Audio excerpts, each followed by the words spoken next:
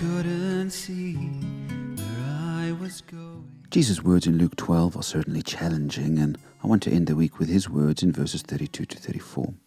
Do not be afraid, little flock, for your Father has been pleased to give you the kingdom. Sell your possessions and give to the poor.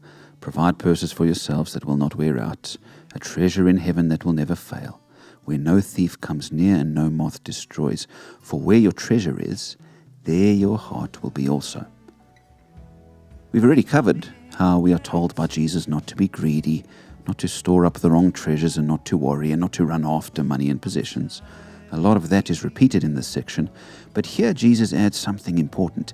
He tells us to sell our possessions and give to the poor. Just the other day I heard a friend tell of how he one day felt utterly convinced that God was calling him to sell his car and give the money to a family who needed 6 months' rent to get on their feet. And I marveled at his selflessness and generosity.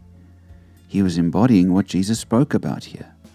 And I wondered how many of us would be willing to do such a thing. It wasn't just out of his abundance that he gave. It wasn't spare money that he used. It cost him to do that.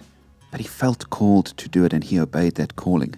A family was blessed, and according to my friend, so was he, as he gave them this gift. Jesus said, don't be afraid.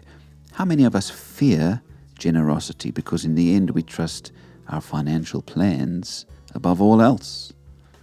A lovely story is told of Eugenie, a Lutheran princess of Sweden. She was very interested in the building of a hospital, and when it was found that it would cost much more money to finish it than was expected, she sold her diamonds and gave the money that was needed to complete the building. One day after the hospital had been built, the princess went to visit the patients who were being treated in the different wards. At one point, she stood at the bedside of one patient who began to weep tears of gratitude as he thought of the kindness of the princess who stood before him. The princess is said to have beamed as she saw his tears. "Oh," she said, as she looked into his teary eyes, "now I see my diamonds again." Is God calling you to sell your car, your diamonds, to give to the poor? Is God calling you to loosen your grip on your things so that others may be blessed? Dr. E.V. Hill said this: when God blesses you materially, he seldom has you in mind. God gives it to you so that he can get it through you. And if he can't get it through you, he'll stop giving it to you.